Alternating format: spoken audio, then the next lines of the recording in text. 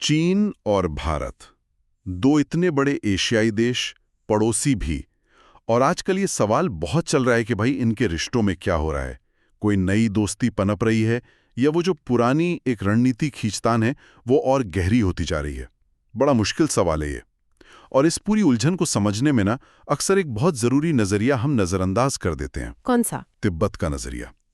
तो आज हम कोशिश करेंगे कि इसी चश्मे से भारत चीन के रिश्तों को थोड़ा और समझें, उसकी परतें खोलें। हाँ, ये बहुत सही नुक्ता उठाया आपने।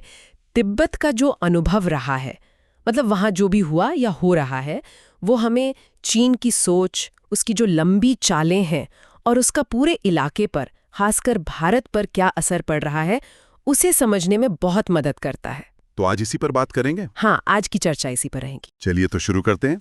हमारे पास जो जानकारी है वो तिब्बत के जो पूर्व निर्वासित प्रधानमंत्री थे, लोब्संग सांगे, उनके अनुभवों और उनके विश्लेषण पर आधारित है।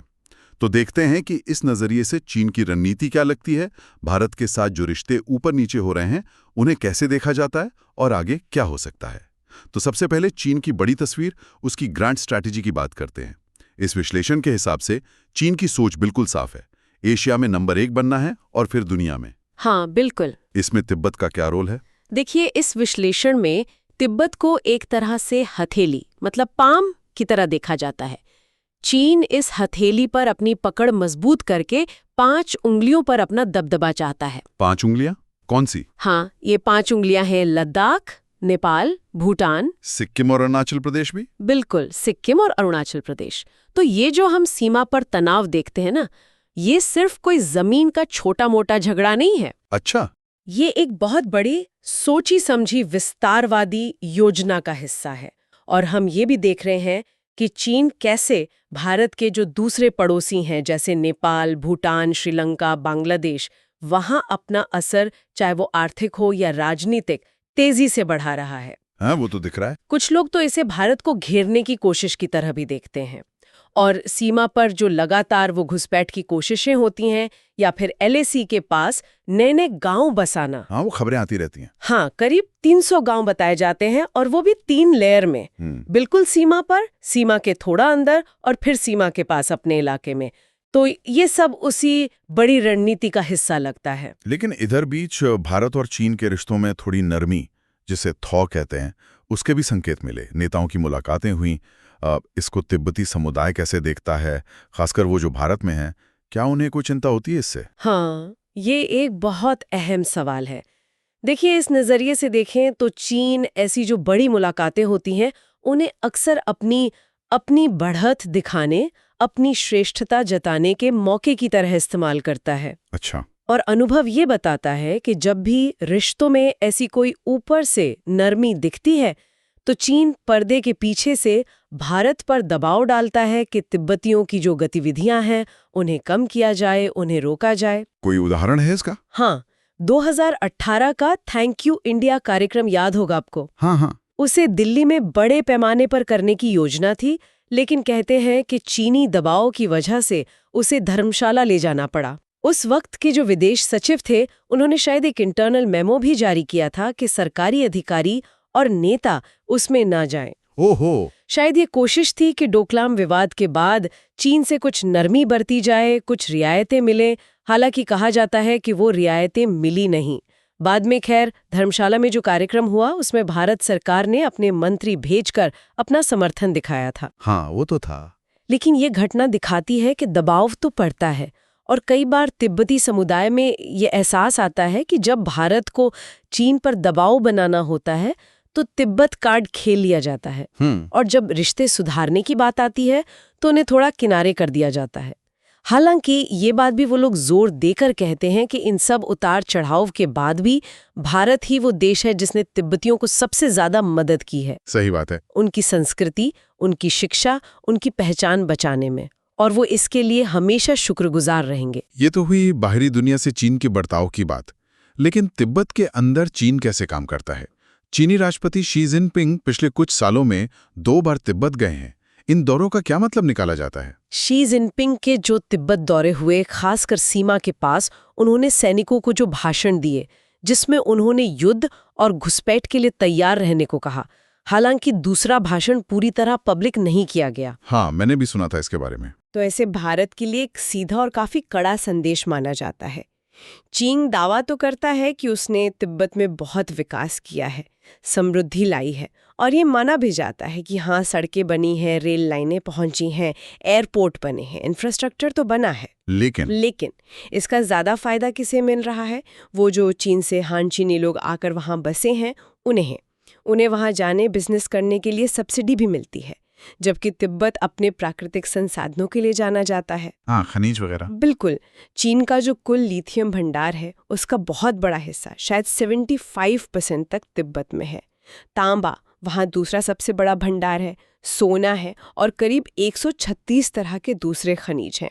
इनका बड़े पैमाने पर खनन हो रहा है। और पैसा? हाँ, पैसा कहाँ जा रहा है, तिब्बतियों को उसका कितना फायदा मिल रहा है, इस पर बहुत सवाल है। और सबसे चिंता की बात है ब्रह्मपुत्र नदी पर बन रहे बड़े बड़े बांध।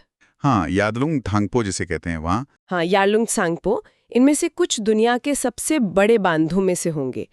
इसका सीधा असर नीचे बसे देशों यानी भारत और बांग्लादेश पर पड़ सकता है। कैसे? एक तो पानी को हथियार की तरह इस्तेमाल करने की क्षमता, मतलब युद्ध के समय या तनाव के समय अचानक पानी छोड़कर बाढ़ ला देना, या फिर पानी रोककर सूखा पैदा करना। खेती, मछली पालन सब प्रभावित हो सकता है। और वो इलाका भूकंप के लिहाज से भी बहुत संवेदनशील है। सही बात है। इतने बड़े बांध बनाने से पर्यावरण पर क्या असर पड़ेगा, ये भी एक बड़ा खतरा है। और ये भी कहा जाता है कि इन बांधों से जो बिजली बनेगी उसका एक बड़ा हिस्सा चीन के जो बड़े बड़े AI डेटा सेंटर्स बन रहे हैं उनको चलाने में लगेगा। अच्छा, AI के लिए? हाँ, ताकि वो AI की रेस में अमेरिका और पश्चिम को टक्कर दे सके। यानी विकास के साथ साथ नियंत्रण भी है। और नियंत्रण का एक और पहलू शायद धर्म और संस्कृति पर है। बिल्कुल, ये बहुत अहम है। इसे कहते हैं साइनाइजेशन ऑफ बुद्धिज्म, यानी बौद्ध धर्म का चीनीकरण। चीनीकरण मतलब ये कि चीनी कम्युनिस्ट पार्टी की कोशिश है कि तिब्बती बौद्ध धर्म को उनके समाजवादी समाज और जो उनकी चीनी विशेषताएं हैं उसके हिसाब से ढाल दिया जाए। वो कैसे करते हैं? जैसे मठों में, स्कूलों में तिब्बती भाषा की जगह चीनी भाषा, मतलब बंदारिन, उसको ज्यादा महत्व देना। तिब्बती इतिहास से उन नायकों की कहानियों को हटा देना जो तिब्बतियों के लिए प्रेरणा है। जैसे वो महान स्कॉलर और ट्रांसलेटर जो पुराने जमाने में भारत के नालंदा, तक्षशिला जैसे विश्वविद्यालयों से ज्ञान लेकर तिब्बत गए थे, जिन्होंने तिब्बती सभ्यता की नींव रखी, उनकी बातें कम करना। और मठों पर पूरी तरह से सरकारी कंट्रोल रखना। असली मकसद ये लगता है कि बौद्ध धर्म को तिब्बती पहचान से बिल्कुल अलग कर दिया जाए, उसे बस एक कंट्रोल्ड धार्मिक गतिविधि बना दिया जाए। और ये सिर्फ तिब्बत में हो रहा है? में यही पैटर्न हमें शिनजियांग में उइगर मुसलमानों के साथ भी दिखता है। रमज़ान में रोज़ा रखने पर पाबंदियाँ, मोहम्मद जैसे नाम रखने पर रोक, मस्जिदों को तोड़ने या उनकी डिज़ाइन बदलकर उन्हें आम इमारतों जैसा बनाने की खबरें आती हैं। हाँ, सुना है। यहाँ तक कि ईसाई धर्म के मामले में भी चीन ने वेटिकन के साथ समझौता किया है, जिसमें कैथोलिक बिशप कौन बनेगा इसमें चीनी सरकार की भी भूमिका होती है। तो ये सब एक बड़े पैटर्न का हिस्सा है।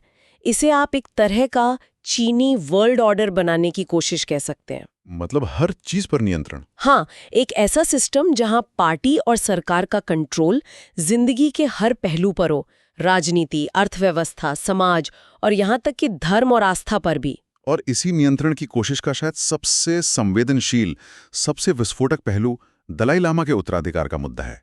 ये इतना अहम क्यों है? ये बेहद नाजुक मामला है और तिब्बतियों के लिए तो ये उनके वजूद का सवाल है। परम पावन दलाई लामा ने कई बार साफ कहा है कि उनका अगला जन्म, उनका पुनर्जन्म चीन के कंट्रोल से बाहर होगा, किसी आजाद देश में होगा जहां तिब्बती बौद्ध धर्म फल फूल रहा हो। लेकिन चीन इस पूरी प्रक्रिया में सीधा दखल देने की तैयारी कर रहा है। और इसका सबसे बड़ा उदाहरण है पंचन लामा का मामला। वो क्या है? देखिए, तिब्बती बौद्ध धर्म में दलाई लामा के बाद पंचन लामा का पद सबसे महत्वपूर्ण माना जाता है और ये दोनों एक दूसरे के पुनर्जन्म को पहचानने में भी अहम भूमिका निभाते हैं। 1995 में जब परम पावन दलाई लामा ने एक छोटे बच्चे गेंदुन चोए की निमा को 10वें पंचन लामा के पुनर्जन्म के तौर पर पहचाना, तो चीनी सरकार ने उस बच्चे और उसके पूरे परिवार को ही गायब कर दिया, अगवा कर लिया। अरे! वो तब से लापता है। उन्हें दुनिया का सबसे कम उम्र का राजनीतिक कैदी माना जाता है और उनकी जगह चीनी सरकार ने कम्युनिस्ट पार्टी के वफादार लोगों के बेटे गैलेटसेन नोरबू को अपना पंछेन लामा बना दिया। यानी एक तरह से नकली पंचेन लामा। हाँ, कह सकते हैं। और अब चीन की योजना ये है कि भविष्य में जब दलाई लामा के पुनर्जन्म की तलाश होगी तो इसी सरकारी पंछेन लामा के जरिए पूरी प्रक्रिया को कंट्रोल किया जाए और एक ऐसा दलाई लामा चुना जाए जो चीन का वफादार हो। इसके लिए वो कोई प्रक्रिया भी बताते हैं? हाँ, चीन गोल्डन अर्न या स्वर्ण कलश प्रक्रिया का हवाला देता है। ये एक ऐसी प्रक्रिया है जिसे तिब्बती इतिहास में बाहरी क्विंग राजवंश ने थोपा था अपना राजनीतिक कंट्रोल बनाने के लिए। तिब्बतियों ने इसे शायद ही कभी अपनी मर्जी से इस्तेमाल किया हो। अच्छा। सांगे ये भी बताते हैं कि जिन 2 दलाई लामाओं के लिए शायद इसका इस्तेमाल हुआ भी था, उनकी मौत बहुत कम उम्र में हो गई, तो तिब्बती इसे अशुभ भी मानते हैं। ये तो बहुत गंभीर बात है। हाँ, और इसी गंभीरता को देखते हुए अमेरिका ने 2020 में Tibetan policy and support act नाम का एक कानून पास किया है। उसमें क्या है? वो कानून साफ कहता है कि दलाई लामा का उत्तराधिकारी कौन होगा, इसका फैसला सिर्फ तिब्बती बौद्ध समुदाय और परम पावन दलाई लामा के निर्देशों के हिसाब से ही हो सकता है, और अगर कोई चीनी अधिकारी इसमें दखलंदाजी करता है तो उस पर अमेरिका प्रतिबंध लगाएगा। अच्छा, ये तो हुई तिब्बत के अंदर की बातें और उत्तराधिकार जैसे धार्मिक मामलों पर नियंत्रण। लेकिन चीन अपनी बात, अपना नजरिया, अपना असर दुनिया भर में कैसे फैलाता है? हमने कन्फ्यूशियस इंस्टीट्यूट के बारे में सुना है और विदेशों में चीनी पुलिस स्टेशन के बारे में भी। ये क्या चीजें हैं? हाँ, ये चीन की जो ग्लोबल इन्फ्लुएंस स्ट्रैटेजी है उसके 2 बहुत अहम हिस्से हैं। कन्फ्यूशियस इंस्टीट्यूट ये दुनिया भर के यूनिवर्सिटी और स्कूलों में खोले गए, नाम था चीनी भाषा और संस्कृति सिखाना। सुनने में तो ठीक लगता है। हाँ, ऊपर से देखने में ये बिल्कुल सामान्य कल्चरल एक्सचेंज प्रोग्राम जैसा लगता है। चीन ने इस पर अरबों डॉलर खर्च किए, मुफ्त में टीचर दिए, किताबें दी, सारा सामान दिया। लेकिन कई देशों में ये आलोचना हुई कि ये इंस्टीट्यूट असल में चीनी सरकार के प्रोपोगेंडा फैलाने और जासूसी करने के अड्डे बन गए हैं। जासूसी? हाँ, आरोप ये लगते हैं कि ये अकादमिक आज़ादी को रोकते हैं, उन टॉपिक्स या उन स्पीकर्स पर बात नहीं होने देते जो चीन सरकार को पसंद नहीं, जैसे तिब्बत, ताइवान, शिनजियांग, मानवाधिकार। ये कैंपस में चीनी छात्रों पर नजर रखते हैं और धीरे धीरे चीन के पक्ष वाला नैरेटिव बनाते हैं। तो अब क्या हो रहा है इनका? इन्हीं चिंताओं की वजह से अमेरिका, यूरोप, ऑस्ट्रेलिया जैसे कई पश्चिमी देशों में पिछले कुछ सालों में सैकड़ों कन्फ्यूशियस इंस्टीट्यूट या तो बंद कर दिए गए हैं या उन पर बहुत कड़ी नजर रखी जा रही है। और वो पुलिस स्टेशन वाली बात? हाँ, वो भी एक चौंकाने वाला मामला सामने आया। रिपोर्ट्स के मुताबिक दुनिया के कई बड़े शहरों में, करीब 42 देशों में 100 से ज्यादा ऐसे स्टेशन बताए जाते हैं। चीन ने कुछ लोकल चीनी ऑर्गेनाइजेशन या एनजीओज की आड़ में ऐसे सेंटर खोले हैं। इनका काम क्या है? घोषित काम तो ये है कि विदेशों में जो चीनी नागरिक रह रहे हैं उनको पासपोर्ट रिन्यू कराने या ड्राइविंग लाइसेंस जैसे कामों में मदद करना। लेकिन मानवाधिकार समूहों और कई देशों की इंटेलिजेंस एजेंसियों का आरोप है कि इनका असली काम है विदेशों में बसे चीनी असंतुष्टों, आलोचकों, तिब्बतियों, उइगरों, हांगकांग और ताइवान के लोगों पर नजर रखना और उन्हें धमकाना, डराना और चीन वापस लौटने पर मजबूर करना। इसके लिए वो चीन में रह रहे उनके परिवारों पर भी दबाव बनाते हैं। ये सीधे सीधे मेजबान देश की संप्रभुता का उल्लंघन है। इस पर कुछ कार्रवाई हुई है? हाँ, कई देशों ने इन स्टेशंस के खिलाफ जांच शुरू कर दी है। और एक और उदाहरण देखिए हॉलीवुड का। हॉलीवुड? वहाँ कैसे? चीन दुनिया का दूसरा सबसे बड़ा फिल्म बाजार है। अब इस बाजार में अपनी फिल्म चलाने के लिए और चीनी निवेशकों को खुश रखने के लिए हॉलीवुड स्टूडियोज पर बहुत दबाव रहता है। तो उसका नतीजा क्या होता है? नतीजा ये हुआ है कि अब बड़ी हॉलीवुड फिल्मों में आप शायद ही कभी किसी चीनी किरदार को विलन के तौर पर देखेंगे, जबकि रूस या दूसरे देशों के विलन खूब दिखते हैं। हाँ, ये बात तो है। और तिब्बत, ताइवान या चीन की कम्युनिस्ट पार्टी की आलोचना वाले विषयों पर अगर कोई फिल्म बनती भी है तो या तो उसे रिलीज ही नहीं होने दिया जाता या फिर उसे इतनी सेंसरशिप झेलनी पड़ती है कि कुछ बचता ही नहीं। इसका असर तो भारतीय फिल्मों पर भी पड़ा है। आपको याद होगा रॉकस्टार फिल्म में तिब्बती झंडे वाले सीन को ब्लर करना पड़ा था। हाँ, बिल्कुल याद है। तो आज की इस पूरी बातचीत से एक बात तो बिल्कुल साफ है कि तिब्बत का मुद्दा सिर्फ तिब्बत या तिब्बतियों का ही नहीं है। नहीं, बिल्कुल नहीं। ये हमें चीन की जो दूर की सोच है उसकी जो रणनीति है, कंट्रोल करने के उसके जो तरीके हैं, और भारत समेत पूरी दुनिया के लिए उसके इरादे क्या हैं, इसे समझने के लिए एक बहुत ज़रूरी खिड़की देता है। जैसा कि लोब्संग सांगे की बात का निचोड़ है, जो तिब्बत के साथ हुआ वो कल किसी और के साथ भी हो सकता है। बिल्कुल, और ये हमें आज के दौर के एक बहुत बुनियादी सवाल पर लाकर खड़ा कर देता है कि दुनिया के देश, खासकर भारत, चीन के साथ अपने जो जटिल आर्थिक रिश्ते हैं जिन पर वो काफ़ी हद तक निर्भर भी हैं, और दूसरी तरफ चीन जो रणनीतिक सुरक्षा और मानवाधिकार की चुनौतियां पेश कर रहा है, इनके बीच संतुलन कैसे बनाएं? हाँ, ये सबसे बड़ा सवाल है। और क्या तिब्बत का अनुभव, वहाँ की संस्कृति का दमन, वहाँ के संसाधनों का इस्तेमाल, वहाँ के लोगों का संघर्ष, क्या ये हमें इस मुश्किल संतुलन को समझने और साधने में कोई रास्ता दिखा सकता है? ये यकीनन एक गहरा सवाल है जिस पर हमें लगातार सोचने की ज़रूरत है। बिल्कुल। इस गहरी और वाकई सोचने पर मजबूर करने वाली बातचीत के लिए आपका बहुत बहुत शुक्रिया।